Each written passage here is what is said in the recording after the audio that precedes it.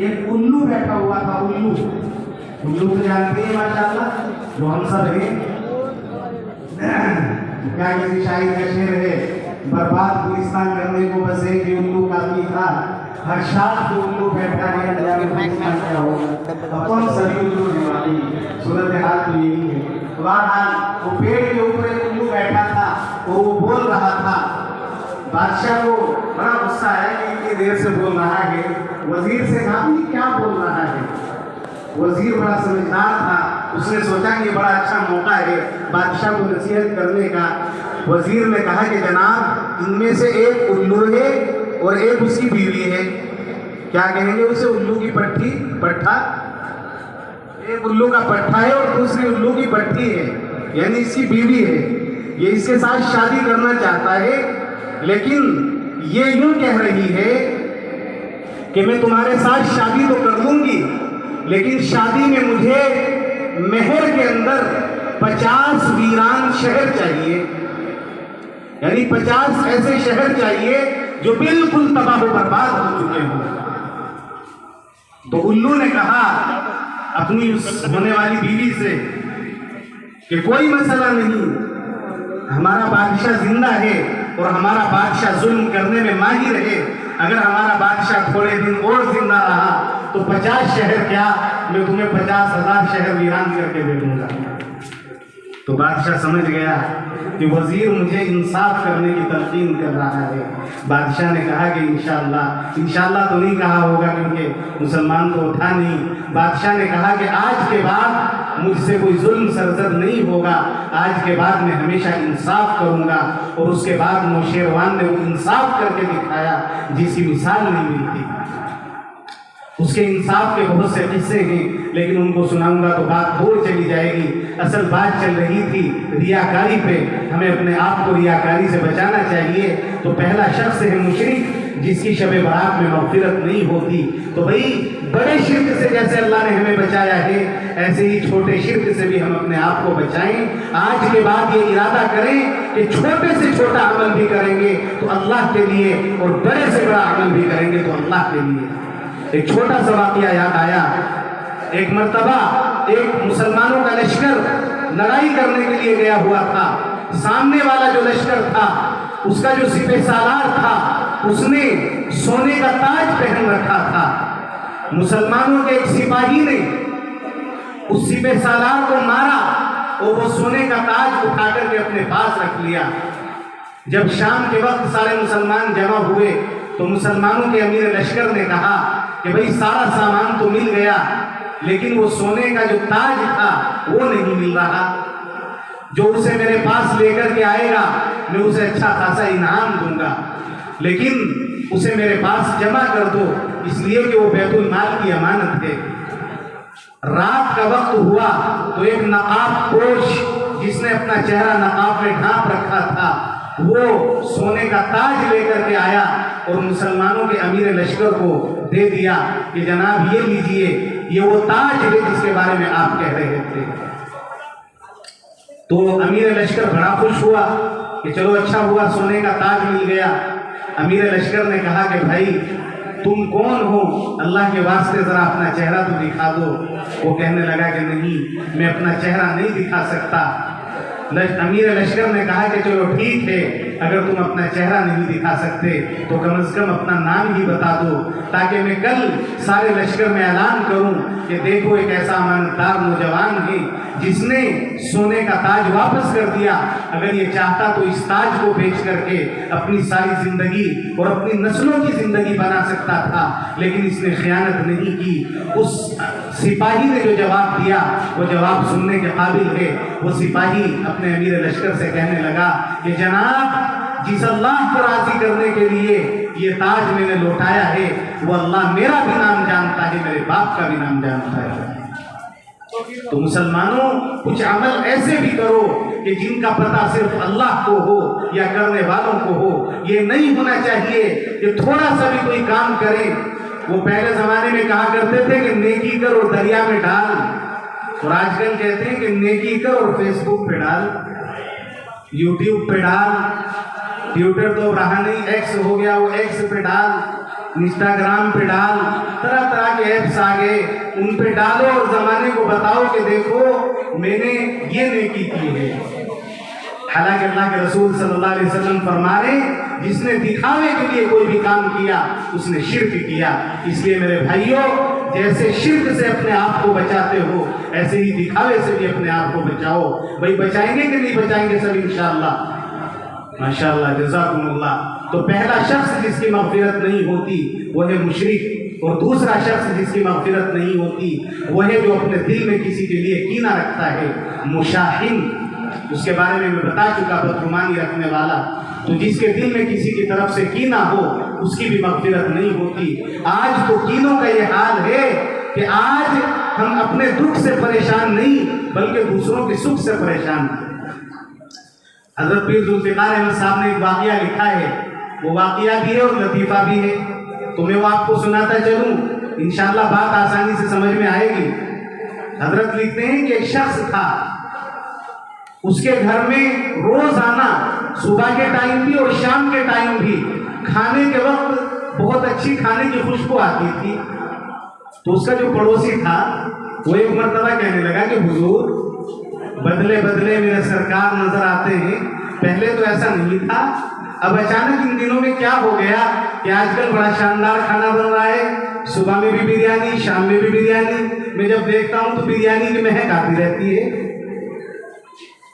तो बेचारा सीधा आदमी था, उसने बता दिया कि भाई दरअसल ये हुआ कि पिछले दिनों मैंने एक बुजुर्ग से कहा था कि मेरे घर के हालात अच्छे नहीं हैं, तो उन्होंने मुझे एक वजीफा बताया था और ये कहा था कि ये वजीफा तन्हाई में बैठ के पढ़ो। तो मैंने मुसलसल 1 साल तक वो वजीफा पढ़ा और उस वजीफे को पढ़ने की ये बरकत होती है कि आदमी जो भी मांगता है वो मिल जाता है। तवज्जो है आप लोगों की? अब पड़ोसी ने पूछा कि भाई वो वजीफा क्या था, तो बेचारा सीधा आदमी था, उसने बता दिया कि वजीफा ये था। जो भी होगा सुभान अल्लाह अल्हम्दुलिल्लाह वगैरह वो तो वही जाने, मुझे भी नहीं पता क्या था। तो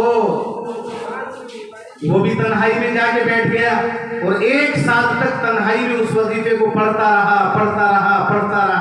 जब 1 साल मुकम्मल हो गया, 1 साल के बाद अल्लाह तबारक व तआला से दुआ करने का दिन था, तो दुआ उसको क्या करनी चाहिए थी?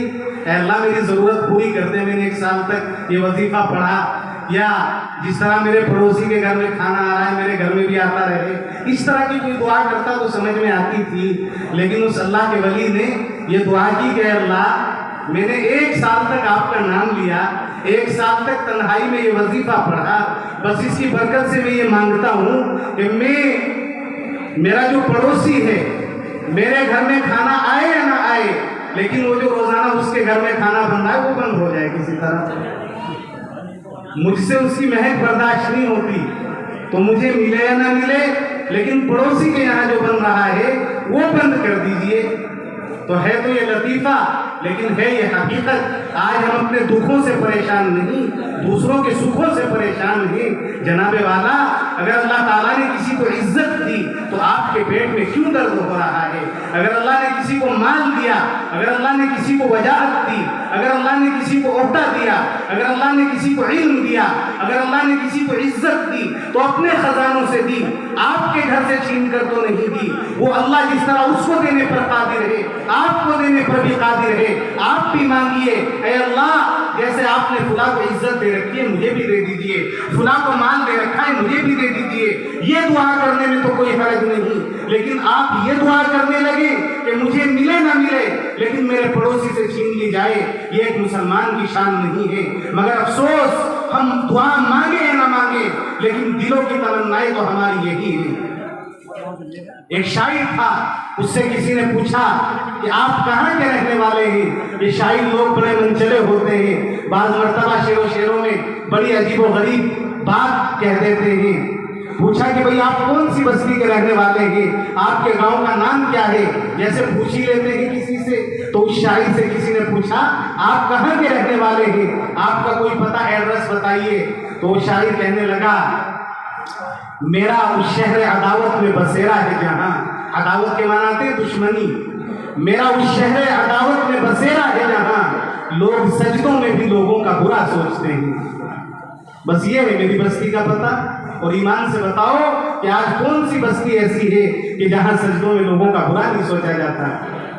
آج ہم نمازیں بھی پڑھ رہے ہیں، خوب پڑھ رہے ہیں، صدقہ بھی کر رہے ہیں، خوب کر رہے ہیں، لیکن دلوں میں دوسروں کی طرف سے کینہ کپٹ بھی خوب بھرا ہوا ہے. تو میرے بھائیوں، اگر چاہتے ہو کہ اللہ تبارک و تعالی راضی ہو، اپنے دلوں کو کینے سے خالی کرو. کینہ پرور آدمی کی شب برات کی مقدس رات میں بھی مغفرت نہیں ہوتی جب تک کہ وہ کینہ پروری سے توبہ نہ کر دے. تیسرا شخص جس کی اس رات میں مغفرت نہیں ہوتی وہ ہے شارب الخمر، شراب پینے والا. اللہ کے رسول حضرت محمد صلی اللہ علیہ وسلم نے ارشاد فرمایا، شارب الخمر کا عابد الوثن. جو شراب پیتا ہے یہ سمجھ لو کہ وہ بت کی پوجا کرتا ہے. مسلمان سن رہے ہیں سب ماشاءاللہ. اللہ کے رسول فرما رہے ہیں جو شراب پیتا ہے ایسا ہے جیسا کہ وہ بت کی پوجا کرتا ہے. شرابی کو اللہ کے رسول صلی اللہ علیہ وسلم نے بتوں کے پجاری جیسا بتایا ہے. علماء نے اس کا مطلب یہ لکھا ہے کہ جو آدمی شراب پینے کی عادت بنا لیتا ہے اللہ تبارک و تعالی اس سے ایمان کی توفیق سلب کر لیتا ہے، اور اندیشہ ہے اس بات کا کہ کہیں اس کا خاتمہ کفر پر نہ ہو. آج بدقسمتی ہے ہم لوگوں کی، ہمارے معاشرے میں نشہ اتنا زیادہ عام ہو گیا، کبھی شراب کی شکل میں، کبھی اسمیک کی شکل میں، کبھی چرس کی شکل میں، کبھی گانجے کی شکل میں، کبھی افیم کی شکل میں، کبھی ٹیبلیٹس کی شکل میں، اور کبھی انجیکشن کی شکل میں. طرح طرح سے ہم لوگ نشے کرتے ہیں، اور نشے کرنے کا نتیجہ یہ نکلتا ہے کہ جب آدمی نشہ کر لیتا ہے تو وہ اپنے ہوش میں ہی نہیں رہتا. مجھے ایک واقعہ یاد آتا ہے، صحیح بخاری کے اندر اللہ کے نبی صلی اللہ علیہ وسلم فرماتے ہیں پرانے زمانے کے اندر ایک عابد تھا جو ایک پلک جھپکنے کے برابر اللہ کی نافرمانی نہیں کرتا تھا. وہ روزانہ ایک راستے سے گزر کر اللہ کی عبادت کرنے کے لیے جاتا تھا. اس راستے میں ایک فاحشہ عورت رہتی تھی، ایک بدکار عورت رہتی تھی. وہ روزانہ اس کو گناہ کی دعوت دیا کرتی تھی، لیکن یہ نوجوان کہتا تھا انی اخاف اللہ، میں اللہ سے ڈرتا ہوں، میں گناہ نہیں کر سکتا، میں بدکاری نہیں کر سکتا، میری جوانی میری بیوی کی امانت ہے. اس طریقے سے کہہ کے گزر جاتا تھا. ایک دن کسی بہانے سے اس بدکار عورت نے اس عابد کو اپنے گھر کے اندر بلا لیا اور اس سے کہا کہ دیکھو، یا تو میری ضرورت پوری کرو یا تو میرے ساتھ منہ کالا کرو، ورنہ میں شور مچاؤں گی اور لوگوں کو بتاؤں گی کہ یہ شخص جو عبادت کا ڈھونگ کرتا ہے، جو اپنے آپ کو عابد بتاتا ہے، در حقیقت یہ عابد نہیں بلکہ یہ بدکار ہے، یہ زناکار ہے. وہ کہنے لگا چاہے تم کچھ بھی کرو لیکن میں بدکاری نہیں کر سکتا. وہ عورت کہنے لگی سوچ لو، تمہاری کری کرائی عبادت پہ پانی پھر جائے گا، تمہاری عزت چلی جائے گی. لیکن وہ لڑکا کسی بھی صورت راضی نہ ہوا. وہ لڑکی کہنے لگی کہ اچھا ٹھیک ہے، اگر تم یہ نہیں کر سکتے تو میں تمہیں 3 آپشن دیتی ہوں. پہلا آپشن تو یہ ہے ان تقتل هذا الغلام. ایک چھوٹا سا بچہ وہاں بیٹھا ہوا تھا، اس بچے کی طرف اشارہ کر کے کہا کہ اس بچے کو قتل کر دو، او تقع علی، یا میری خواہش پوری کرو، او تشرب هذا الخمر، یا کم سے کم یہ شراب پی لو. ان 3 کاموں میں سے ایک کام ضرور کرنا پڑے گا ورنہ میں تمہیں سارے محلے میں بدنام کروں گی. وہ عابد بیچارہ سوچنے لگا ویسے تو تینوں ہی گناہ ہیں، لیکن کسی کو قتل کرنا تو بہت بڑا گناہ ہے. تمہیں اس بچے کو کیسے قتل کر دوں؟ زنا کرنا بھی بہت بڑا گناہ ہے، میں زنا بھی نہیں کر سکتا. لیکن شراب پینا ہے تو یہ بھی گناہ، مگر یہ نسبتاً تھوڑا چھوٹا گناہ ہے.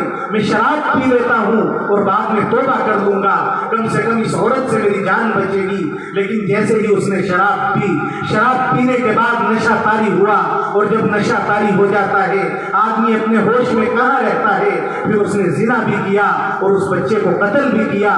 تو ایک گناہ کی وجہ سے 3 گناہ کر بیٹھا. وہ نوجوان جو آج شراب کا عادی ہو چکا ہے، جو آج اسمیک کا عادی ہو چکا ہے، بہت سے نشہ کرتے نہیں لیکن نشہ بیچتے ہیں. یاد رکھو مسلمانوں، جیسے نشہ کرنا حرام ہے ویسے نشہ بیچنا حرام ہے، ویسے ہی نشہ خریدنا حرام है, वैसे ही नशे का कारोबार करना हराम है।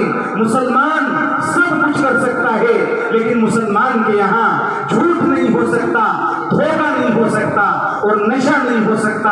अल्लाह के वास्ते अपनी बस्तियों से नशे की लानत को दूर कीजिए, वरना वो दिन दूर नहीं जब नशे की ये लानत हमारे नौजवानों को इस तरीके से खा जाएगी जिस तरह आग लकड़ी को खा जाती है। और खा ही लिया भाई, हमारे मुआशरे में रह ही क्या गया, हमारा मुआशरा तो अंदर से खोखला हो गया।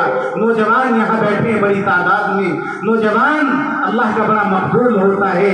नौजवान जब किसी बात का इरादा कर ले तो उसके लिए करना भी आसान हो जाता है। ऐ नौजवान, मैं तुझे तेरे रब का वास्ता देता हूँ, अल्लाह के वास्ते इस महफिल में अगर ऐसा कोई है जो नशे का आदी है, अल्लाह करे कि कोई ना हो, मेरी बात जहाँ तक पहुँच रही है, अगर सुनने वालों में कोई नशे का आदी है, मैं अगर हाथ जोड़ के ये बात कह सकता तो मैं हाथ जोड़ के ये बात कहता, अगर पैर पकड़ने की इजाजत होती तो मैं पैर पकड़ के ये बात कहता, मुसलमानों नशा छोड़ दो, नशा छोड़ दो। नशे ने हमारी बस्तियों को तबाह व बर्बाद करके रख दिया।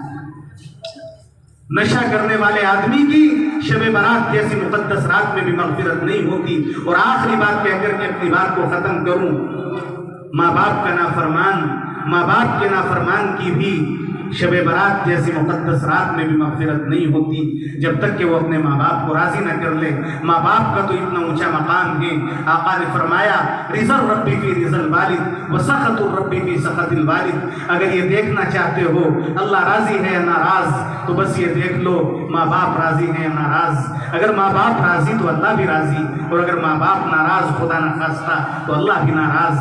हज़रत मौलाना उबैदुल्लाह सिंधी का नाम आपने सुना होगा, बड़े आलिम गुजरे हैं, शुरू से मुसलमान नहीं थे बल्कि एक सिख घराने में पैदा हुए। अल्लाह ने उनको तौफीक दी, वो मुसलमान हो गए, लेकिन उनकी माँ मुसलमान नहीं हुई, वो आखिर तक सिख ही रही। हजरत मौलाना अपने मदरसे के अंदर एक मर्तबा बहुत सारे तलबा को सबक पढ़ा रहे थे। एक बूढ़ी औरत आई और उस बूढ़ी औरत ने अपने पैर से जूता निकाला और जूता निकाल करके हजरत मौलाना उबैदुल्लाह सिंधी के सर पे बजाना शुरू कर दिया। गौर करो मुसलमानों, मैं आपका मेहमान हूँ, अगर कोई मेरे साथ थोड़ी सी बदतमीजी करे आप बर्दाश्त नहीं करेंगे। ये अल्लाह ताला ने इंसान की फितरत में रखा है। जब एक मेहमान की बेइज्जती बर्दाश्त नहीं कर सकता कोई, तो शागिर्द अपने उस्ताद की बेइज्जती कैसे बर्दाश्त कर सकते हैं। बहुत सारे शागिर्द बैठे थे, एक शागिर्द खड़ा हुआ और खड़ा होकर कहने लगा कि हजरत इस बूढ़ी औरत की मजाल कैसे हुई कि ये आपके सर पे जूता मार रही है, मैं इसके हाथ तोड़ दूंगा। हजरत ने फरमाया कि खामोशी के साथ बैठ जाओ। हजरत ने अपने शागिर्दों को बिठा दिया और वो औरत बजाती रही, बजाती रही, बजाती रही। बूढ़ी औरत थी, थोड़ी देर बजा के वो थक गई और थक थका करके दो चार कड़वी कसेली कह करके वो चली गई। शागिर्दों ने पूछा कि हजरत बात समझ में नहीं आई, एक बूढ़ी औरत बरसरे महफिल आके आपके सर पे जूते बजाती है और आप जबान से कुछ बोलते भी नहीं, आखिर वजह क्या है। हजरत मौलाना उबैदुल्लाह सिंधी रहमतुल्लाह अलैह ने जवाब दिया, ऐ मेरे शागिर्दों, दरअसल बात यह है कि मेरे सर पे जूता मारने वाली ये औरत और कोई नहीं है, बल्कि वो औरत वही औरत है जिसने मुझे 9 महीने अपने पेट में रखा, जिसने 2 साल मुझे अपना खून जिगर दूध की शक्ल में पिलाया। ये मुझे जन्म देने वाली मेरी माँ है, अगर ये मेरे सर पे जूता मार भी रही है तो क्या मसला है। शागिर्द ने दूसरा सवाल इससे भी ज्यादा अजीब पूछ लिया। शागिर्द कहने लगा कि हजरत ठीक है, ये बात तो समझ में आ गई कि आपने इसलिए कुछ नहीं कहा क्योंकि आपकी माँ थी, लेकिन जब वो आपके सर पे जूता मार रही थी आप न दाएं देख रहे थे, न बाएं देख रहे थे, न ऊपर देख रहे थे, बल्कि सिर्फ अपनी माँ के पैरों में देख रहे थे। आखिर अपनी माँ के पैरों में आप क्या देख रहे थे। मौलाना उबैदुल्लाह सिंधी ने कहा, मेरे आका ने फरमाया है इन्नल जन्नत तहत अक़दामी उम्महातिकुम, जन्नत तुम्हारी माँ के पैरों के नीचे है। मेरी माँ मेरे सर पे जूते मार रही थी, रब्बे काबा की कसम मुझे उन जूतों की चोट याद नहीं, मैं तो अपनी माँ के पैरों तले अपनी जन्नत ढूंढ रहा था। मुसलमानों, माँ बाप को राजी करो, माँ बाप राजी होंगे अल्लाह भी राजी راضی ہوگا. ماں باپ کی خدمت کرو, ان کا دل نہ دکھاؤ. اے ضیا ماں باپ کے سائے کی ناقدری نہ کر, دھوپ کاٹے گی بہت جب یہ شجر کٹ جائے گا. ماں باپ کی مثال شیشم کے پیڑ کی طرح ہوتی ہے کہ شیشم کے پیڑ کی چھاؤں میں بیٹھا ہوا آدمی جب تک نیچے بیٹھا رہتا ہے اسے دھوپ نہیں لگتی, اس لیے کہ ساری دھوپ شیشم کے اوپر پڑتی رہتی ہے. جب تک باپ زندہ ہوتا ہے, ماں زندہ ہوتی ہے, اولاد کو دکھوں کا پتہ بھی نہیں چلتا. لیکن جب ماں باپ چلے جاتے ہیں تب آٹے دال کا بھاؤ پتہ چلتا ہے کہ کتنے دکھ تھے جو ہمارے ماں باپ اپنے اوپر سہ کے گزر گئے. اس لیے ماں باپ کو راضی کرو. اللہ کی قسم ماں باپ کے چہرے کو دیکھنا بھی عبادت ہے. حدیث شریف میں فرمایا ایک مرتبہ اپنے ماں باپ کے چہرے کو دیکھو گے ایک مقبول حج کا ثواب ملے گا. اور صحابہ نے پوچھا یا رسول اللہ اگر کوئی 100 مرتبہ دیکھ لے, آپ نے فرمایا تو 100 حجوں کا ثواب ملے گا. اللہ کے خزانے میں کیا کمی آ جائے گی. تو ماں باپ کو راضی کرو. لیکن ماں باپ سے بھی کہتا ہوں اولاد کے ساتھ عزت کا معاملہ کرو, اکرام کا معاملہ کرو. آج ہم اپنی اولاد سے محبت تو بہت کرتے ہیں لیکن اپنی اولاد کو عزت نہیں دیتے. اولاد کو عزت کیسے دی جاتی ہے؟ حضرت علی رضی اللہ تعالی عنہ سے کسی نے پوچھا کہ حضرت آپ کا بیٹا حسن کیسا ہے؟ اگر مجھ سے کوئی پوچھ لے, آپ سے کوئی پوچھ لے, جیسے پوچھ ہی لیتے ہیں عام طور سے کہ بھئی آپ کا بیٹا ٹھیک ٹھاک رہ رہا کہ نہیں رہ رہا, اور خاص طور سے شادی کے بعد اگر کوئی پوچھ لے کہ جی تمہارا بیٹا اور تمہاری بہو ٹھیک ٹھاک رہ رہے کہ نہیں رہ رہے, تو کیسے بھی ماں باپ ہوں ایک مرتبہ ان کی زبان سے یہی نکلتا ہے کہ جی ہاں بس ہو رہا گزارا چل رہا. اجی کیا ہے, نہ ہمیں کچھ دیتا دیواتا, نہ ہماری سنتا, نہ ہماری مانتا, بس ہو رہا ٹائم پاس. ایمانداری سے بتاؤ ایسے کہتے ہیں کہ نہیں کہتے؟ حضرت علی رضی اللہ تعالیٰ عنہ سے پوچھا آپ کا بیٹا حسن کیسا ہے؟ فرمایا میرا بیٹا حسن ایسا ہے کہ جب میں کھانا کھاتا ہوں تو میرے ساتھ کھانا نہیں کھاتا, اس ڈر سے کہ کہیں ایسا نہ ہو کہ کوئی چیز میرے باپ کو پسند ہو اور میرا ہاتھ اس پہ پہلے پڑ جائے. جب میں گھر میں ہوتا ہوں تو کبھی چھت پہ نہیں چڑھتا, اس ڈر سے کہ میرا باپ نیچے ہے اور میں چھت پہ چڑھ جاؤں, یہ تو بے ادبی ہے. میرا بیٹا حسن ایسا ہے کہ جب دن کا وقت ہوتا ہے تو میرا بیٹا میرے پیچھے پیچھے چلتا ہے, اس لیے کہ دن میں دشمن پیچھے سے وار کرتا ہے, اور جب رات کا وقت ہوتا ہے تو میرا بیٹا میرے آگے آگے چلتا ہے, اس لیے کہ رات میں دشمن سامنے سے وار کرتا ہے. ایسا ہے میرا بیٹا حسن. اب ایمان سے بتاؤ جب بیٹوں کی ایسی تعریفیں کی جائیں گی تو کیا بیٹا اپنی باپ کی خدمت نہیں کرے گا؟ تو ماں باپ کو بھی چاہیے کہ اولاد کی تکریم کریں, اس کو عزت دیں. اولاد کو عزت دو گے تو عزت ایک ایسی چیز ہے جو لوٹ کر آپ ہی کے پاس آتی ہے. اولاد کو عزت دو گے تو انشاءاللہ وہ بھی آپ کی خدمت کرے گی.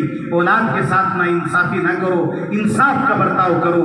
جب اولاد کو عزت دو گے, ان کے ساتھ انصاف کرو گے, وہ بھی آپ کی خدمت کریں گے, اور ہمارا یہ معاشرہ انشاءاللہ بڑا خوشحال معاشرہ بن جائے گا.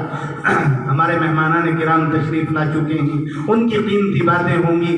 میں بڑی مبارکبادی کے ساتھ اس مدرسے کے ذمہ داران جناب حافظ عاشق الہی صاحب دامت برکاتہم جو تشریف فرما ہیں, حافظ عبدالرشید صاحب اور ان کے جتنے بھی رفقا ہیں, مولانا سعید صاحب, قاری شاکر صاحب, قاری عثمان صاحب اور حضرات ہیں, مجھے سب کے نام نہیں پتہ, بہت زیادہ آنا جانا نہیں ہوتا, لیکن سبھی اساتذہ ماشاءاللہ اتنا پتہ ہے کہ اپنے اپنے حساب سے اچھے طریقے سے اپنے کام میں مصروف ہیں. میں دل کی گہرائیوں سے حافظ صاحب کو بھی اور ان کے تمام اسٹاف کو, یہاں کے تمام اساتذہ کو, تمام بچوں کو اور بستی کے ایک ایک شخص کو دل کی گہرائیوں سے مبارکباد پیش کرتا ہوں. اللہ تعالیٰ اس گلشن کو اسی طرح شاد و آباد رکھے.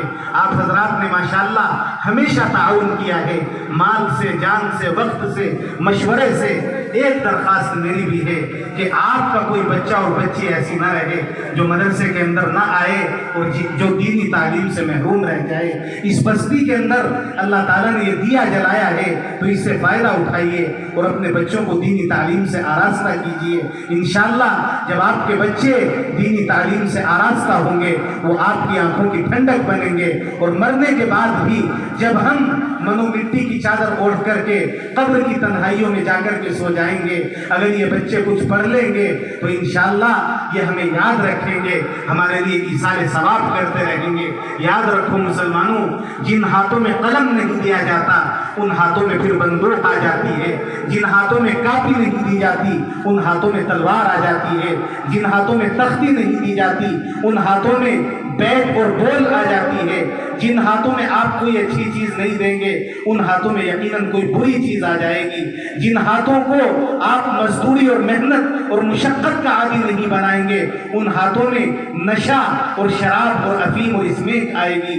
اس لیے یہ چھوٹے چھوٹے بچے جو امانت ہے ہمارے پاس اور ان کے بارے میں سوال ہوگا اللہ کے یہاں، اس امانت کی قدر کیجئے اور ان کو بہترین تعلیم سے آراستہ کیجئے تاکہ کل قیامت کے دن ہم اللہ کی بارگاہ میں سرخرو ہو سکیں۔ میں دوبارہ مبارکباد پیش کرتے ہوئے اپنی بات کو اس شعر کے اوپر ختم کرتا ہوں کہ محمد سے وفا تو نے، کہ محمد سے وفا تو نے تو ہم تیرے ہیں، کہ محمد سے وفا تو نے تو ہم تیرے ہیں، یہ جہاں چیز ہے کیا لوح و قلم تیرے ہیں۔